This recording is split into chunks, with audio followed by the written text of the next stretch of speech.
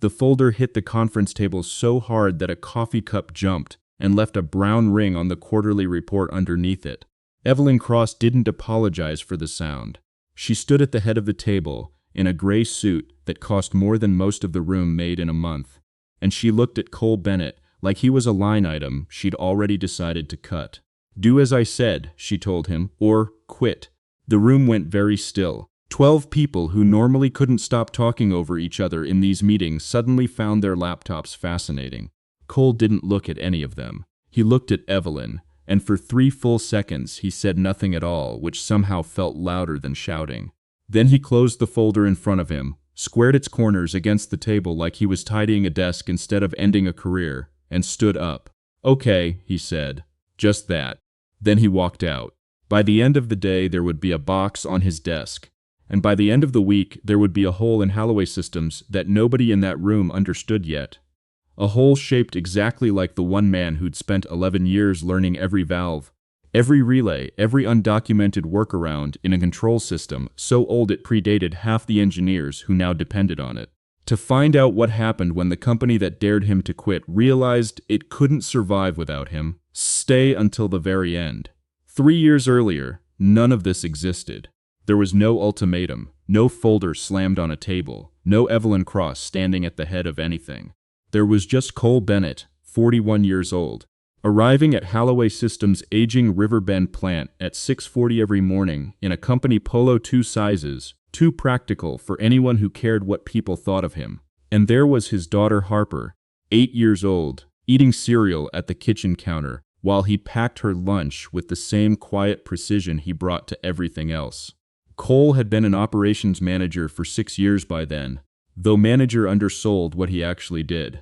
Riverbend was the oldest of Holloway's 4 manufacturing sites, a chemical processing plant built in the early 90s and patched, rewired, and kept alive ever since by a control system that had outlived 3 attempted replacements.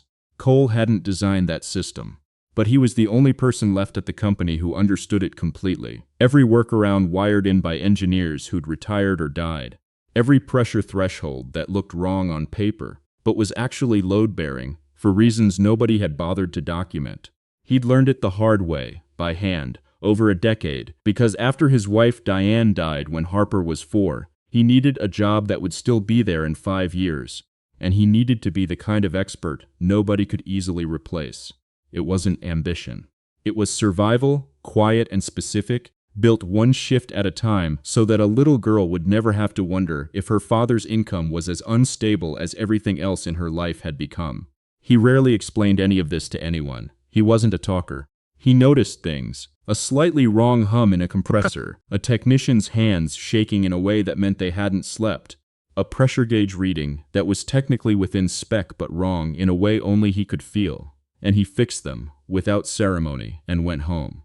Evelyn Cross became CEO of Holloway Systems 14 months before that meeting, brought in by a board desperate to reverse 3 years of shrinking margins. She was 38, whip-smart, and had spent her whole career being the youngest, most overqualified person in every room she walked into, a fact she'd learned to weaponize instead of apologize for. She'd inherited a company bleeding money on an outdated plant that analysts kept flagging as a liability, and she had exactly one thing standing between Holloway and a $40 million contract renewal with its largest client. A demonstration in 6 weeks, proving Riverbend could hit a new production quota nobody thought the old system could handle. She wasn't cruel by nature. She was cornered by a board that measured her in quarters, by a client threatening to walk, by her own reputation, which she had built entirely on being the person who delivered. When her newly hired plant consultant, a smooth, confident engineer named Marcus Delgado, presented a plan to bypass 2 of Riverbend's older safety interlocks to hit the new quota faster, Evelyn saw a way out. Cole saw 4 employees standing near a pressure vessel that hadn't been re-rated since 1998. That was the meeting. That was the folder, the ultimatum, the walk to the elevator with his badge still clipped to his belt because nobody had thought to ask for it back yet. He didn't storm. He didn't threaten to go to OSHA on his way out, though he could have. He went home, made dinner, helped Harper with a book report about sea turtles, and only after she was asleep did he sit at the kitchen table with a legal pad and start doing what he'd always done best, solving a problem quietly, by himself, with no one watching. Right now, if you've ever watched someone do their job with more care than anyone around them seemed to notice, tell us in the comments. These stories about the people who get overlooked have a way of finding the people who've lived them. There's an old argument that never quite dies in workplaces like Riverbend. Whether loyalty to the company that built your whole career is worth more than the company remembering, when it counts, who actually built it. Cole never once brought that argument into a meeting. But everyone in that building was about to live through it anyway. For the first few weeks, nothing seemed to change.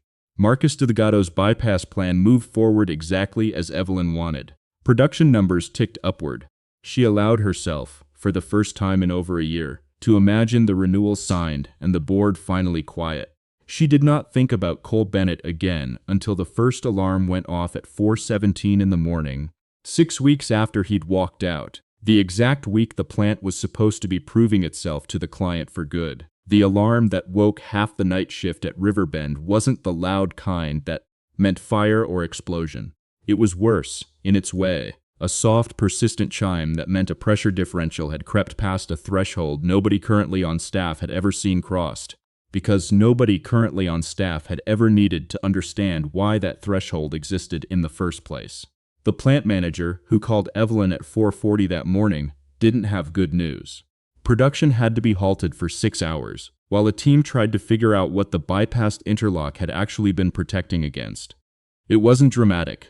No one was hurt, but it cost the client 11 hours of delayed shipment, and the client's operations director made a call to Evelyn personally to ask, in a tone that managed to be both calm and unmistakably final, whether Holloway actually understood its own equipment. Evelyn told him yes. She wasn't sure it was true anymore. That had been the quiet failure. The loud one came 3 weeks later, during a scheduled maintenance window that Marcus assured her his team had fully mapped. They hadn't. A secondary system, one of the ones Cole used to check personally every single week because he didn't trust the documentation, failed in a way that took an entire production line offline for 4 days. The client's operations director called again. This time he didn't ask questions. He said they were reviewing their options. The board wanted someone to blame, and Evelyn, to her credit, didn't let it land on the maintenance crew who'd been following instructions. She sat across from Marcus Delgado in her office and asked him, plainly, whether the bypass plan had ever been fully vetted by anyone who actually understood the interlocks it removed. Marcus told her that Cole Bennett had signed off on similar work before. It wasn't quite a lie. It also wasn't close enough to the truth to matter. What Marcus didn't say, what he'd been careful never to put in writing, was that Cole had signed off on smaller, temporary adjustments years earlier, under entirely different conditions, and had explicitly flagged this specific bypass as something he would never approve. Marcus had simply left that flag out of the plan he brought to Evelyn. It was easier that way. It made him look decisive instead of dependent on a middle manager nobody in the executive suite had ever bothered to really see. Evelyn didn't find any of that out yet. What she found out that week was simpler and more humiliating. The man she'd told to do as she said or quit had understood something about her own plant that her six-figure consultant did not, and she had let him walk out the door without asking a single follow-up question. She didn't call him. Pride is a strange, specific kind of stubbornness, and Evelyn Cross had built her entire career on never being the one to blink first. So instead she authorized overtime. She brought in 2 outside engineering firms at a combined cost that made the board's finance chair visibly wince in a meeting. Neither firm could fully reconstruct the plant's undocumented history in the time they had. One of them told her plainly, in a report she read twice because she didn't want to believe it the first time, that whoever had originally maintained this system had encoded years of institutional knowledge that existed nowhere on paper, only in one person's head. Word moves fast in a plant that size, even among people who'd never say it to Evelyn's face. There's a particular kind of quiet argument that runs under conversations like that. Whether the people with decades of hands-on knowledge deserve more trust than the newer hires with the impressive degrees and the confident presentations, or whether that's just nostalgia dressed up as wisdom. Nobody at Riverbend settled it that month. They just kept watching the numbers get worse. By the 8th week, Holloway had lost 2 smaller clients who'd heard about the production issues through industry channels, and the big client, the one whose $40 million renewal had started this whole chain of decisions, pushed their evaluation meeting back twice, which everyone in the building understood to mean they were quietly shopping for alternatives. Evelyn stood in her office one night, long after everyone else had gone home, looking at a wall of production graphs that had once trended so encouragingly upward and now looked like a heart monitor flatlining in slow motion. She thought about the folder she'd slammed on the table. She thought about the specific stillness on Cole Bennett's face right before he stood up and left. Not anger, not even hurt. Just a kind of finality she hadn't recognized at the time as the sound of a door closing for good. If you've ever been the person who quietly held something together while no one noticed until you were gone, you're not alone. So many people watching this have lived some version of that same story, and if this one is starting to feel familiar, we'd love to hear about it in the comments. She didn't sleep well that night. In the morning, she asked her assistant to find out, quietly, what had become of Cole Bennett. 8 months would pass before Evelyn Cross found herself standing outside a small store consulting office in a strip mall 20 minutes from the plant, reading a hand-painted sign that said Bennett Systems Consulting, trying to decide whether she had the right to walk through that door. The office wasn't much, a converted unit between a tax preparer and a shuttered dry cleaner, with a single desk, 2 mismatched chairs, and a bookshelf of technical manuals that looked older than the building. But Evelyn noticed, before she'd even sat down, a child's drawing taped to the wall beside the desk, a crayon rendering of a sea turtle, signed Harper in careful, proud second-grade handwriting. It took her a full minute to work up the nerve to actually knock. The 8 months between the alarm at Riverbend and that morning outside Cole's office had been the hardest of Evelyn's professional life, though not entirely in the ways she expected. The production failures had stabilized somewhat, once the outside firms mapped enough of the system to keep things running. But stabilized wasn't the same as recovered. The company's largest client formally began evaluating a competitor. 2 board members quietly suggested it might be time to consider new leadership at the executive level, phrasing that Evelyn understood perfectly well, even though nobody used the word replace. What actually cracked something open in her wasn't the board pressure, though. It was smaller than that. Her assistant, a sharp, careful young woman named Priya Nair, who'd been quietly troubled by the whole situation for months, finally worked up the courage to bring Evelyn a folder of her own, old maintenance logs she'd tracked down from the plant's archive, including a memo dated 14 months before the bypass plan, in which Cole had explicitly documented his objection to any modification of that specific interlock system, in writing, to Marcus Delgado directly. Evelyn read it standing in her office with the door closed. She read it twice. Then she asked Priya, very quietly, why nobody had shown her this sooner, and Priya said the thing that stayed with Evelyn longest. That people had been afraid to bring her anything that made Marcus look bad, because Marcus was good at making sure disagreeing with him felt like disagreeing with the company's direction, and by extension with her. Evelyn didn't fire Marcus that day, but she asked him, directly, whether he'd known about that memo when he brought her the bypass plan. His answer took too long, and it had too many qualifying clauses in it, and Evelyn had spent 14 years learning to hear the difference between an honest person recalling a detail and a cornered person constructing a sentence. She recognized which one she was listening to. That was the week she decided to find Cole. It wasn't hard. Riverbend was a small enough town that everyone knew somebody who knew where the plant's old operations manager had landed. What was hard was standing outside that storefront office, in a coat that suddenly felt like a costume for a person she wasn't entirely sure she still wanted to be, trying to figure out how to knock on a door belonging to a man she'd once told to do as she said or quit. Cole answered it himself. He didn't look surprised to see her, which somehow made it worse. He just stepped back and let her in, offered her the mismatched chair across from his desk, and waited. Evelyn had rehearsed an opening line on the drive over. She didn't use it. Instead, she found herself looking at the crayon sea turtle on the wall, and then at him, and she said the truest thing she had. which was that she'd been wrong, that she'd found the memo, that the company was failing without the knowledge he'd carried for 11 years, and that she needed his help. She offered him money first. A significant consulting rate, a signing bonus, an apology dressed in numbers, because numbers were the language she trusted most. Cole listened to all of it without interrupting. When she finished, he said the money wasn't the point. He said that if he came back, it would be on the condition that his original written objection, the one Marcus had buried, be entered into the plant's permanent safety record, so that no future manager could ever quietly override it the way it had been overridden before. Not for credit. So it couldn't happen to the next person. Evelyn agreed before she'd fully thought through what agreeing would cost her politically. It cost her plenty. Marcus resigned within the week, framing it as his own decision, though everyone in the building understood otherwise. 2 board members who'd backed the original bypass plan were furious that Evelyn was, in their words, rehiring a problem instead of moving forward. She held her ground anyway, in a board meeting where she said, more plainly than she'd ever spoken to that room before, that the plant's stability depended on knowledge that couldn't be replaced by confidence alone, and that she'd rather lose the argument than lose the truth. Cole came back 3 days a week as a contracted consultant, not an employee, which he'd insisted on.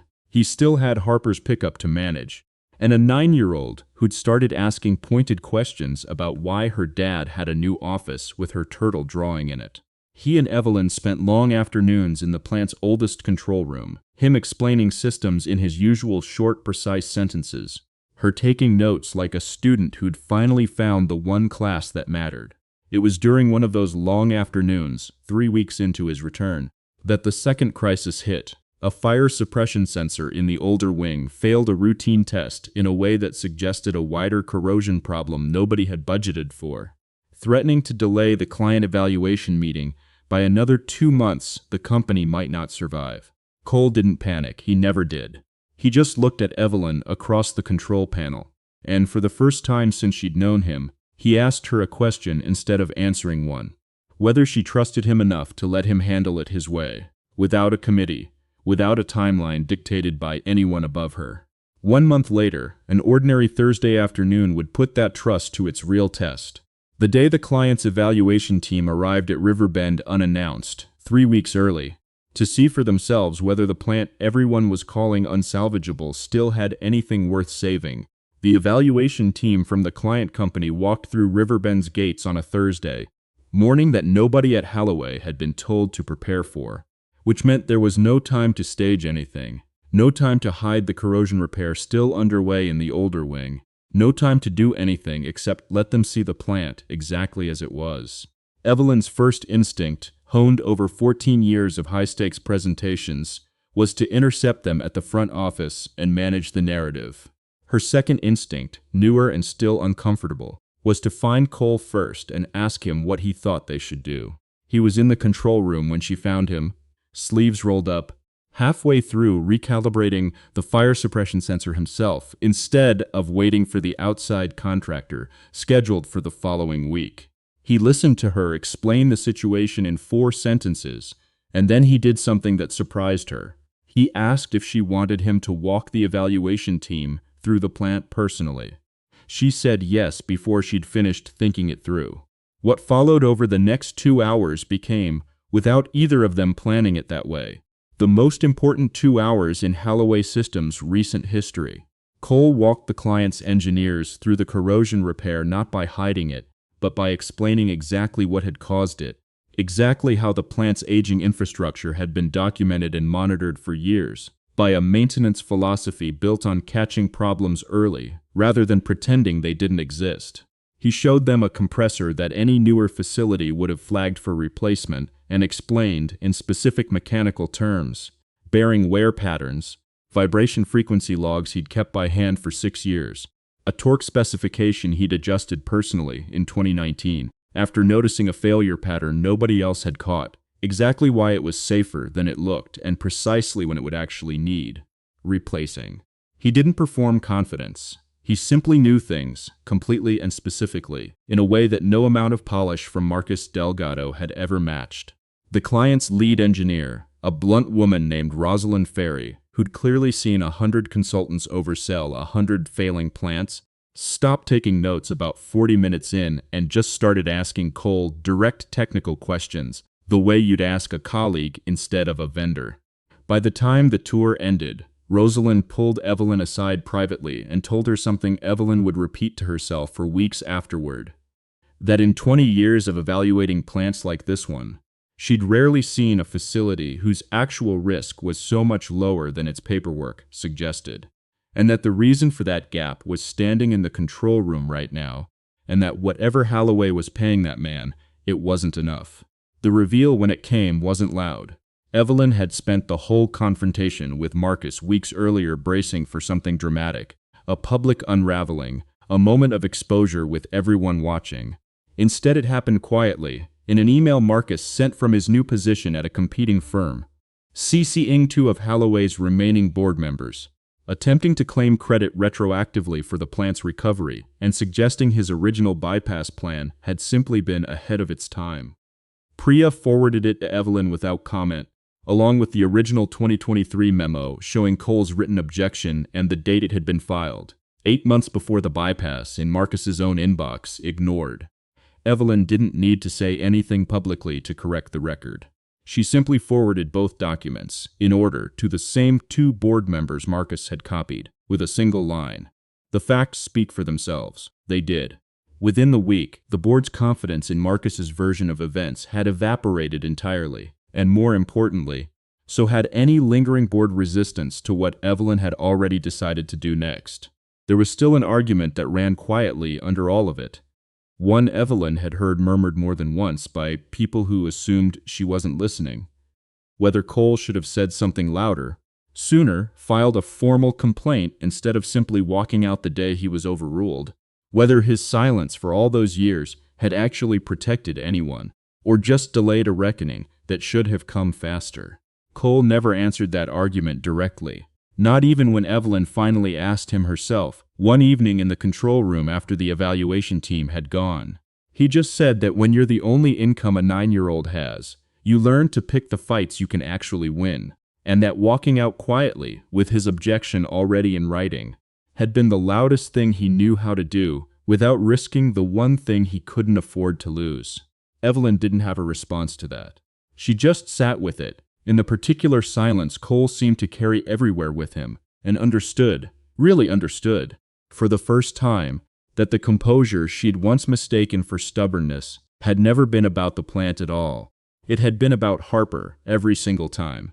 The client renewed their contract 2 weeks later, at a valuation slightly higher than the original $40 million on the table, citing specifically the plant's maintenance transparency as a deciding factor. It should have felt like victory. For Evelyn, it felt like something quieter and more complicated. The first moment in over a year she'd let herself sit still long enough to notice that the man across the control room had become the person she'd looked for first, in any room, before she even realized she was looking. 6 weeks later, on an evening neither of them had planned for, Cole would ask Evelyn a question that had nothing to do with pressure valves or client contracts at all, and the answer would change both of their lives more than any boardroom decision ever had. The evening it happened wasn't dramatic. That seemed fitting, in hindsight, for two people whose entire history together had been built out of quiet moments rather than loud ones. Evelyn had stayed late at the plant going over the client renewal paperwork, and Cole had stopped by to drop off a final report, and somehow neither of them had left when the sun went down, and the control room's overhead lights buzzed on automatically against the dark windows. They ended up talking, really talking, for the first time about something other than compressors and interlocks, at a folding table in the break room, over coffee that had gone lukewarm an hour earlier. Evelyn told him, without meaning to plan the confession, that she'd read his objection memo probably 30 times since Priya found it, and that every time she read it, she felt the same specific shame. Not that she'd been wrong about the bypass, but that she'd made it so hard for the truth to reach her, that it had taken almost destroying the company to arrive.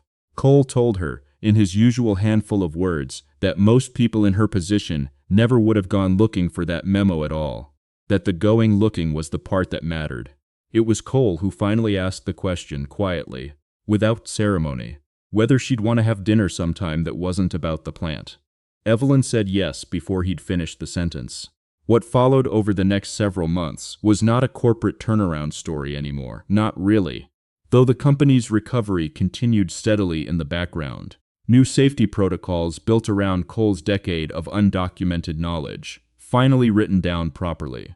A formal review process requiring any operational change to be signed off by whoever held the plant's institutional memory. A role written specifically for Cole and formally, permanently funded regardless of who held the CEO's office after Evelyn. When the board offered Cole a senior VP title and a matching salary as a gesture of restitution, he turned down the title. He asked instead for something smaller and more permanent, that Holloway create a formal mentorship position, paid, dedicated to training the next generation of maintenance staff in the plant's real history, before that knowledge disappeared with him too. The board approved it without objection. Evelyn suspected privately that half of them were simply relieved he hadn't asked for more. What grew between Cole and Evelyn grew the way most real things do, slowly, without a single obvious turning point, built out of small evenings and Harper's cautious, careful assessment of the woman who kept showing up at pickup with the wrong questions about school projects, and the right amount of patience to learn the answers. It was Harper, in fact, nearly a year later, who asked Evelyn bluntly, the way only a 10-year-old can, whether she was going to marry her dad. Evelyn, caught entirely off guard in the school parking lot, laughed for the first time in longer than she could remember, and said she certainly hoped so.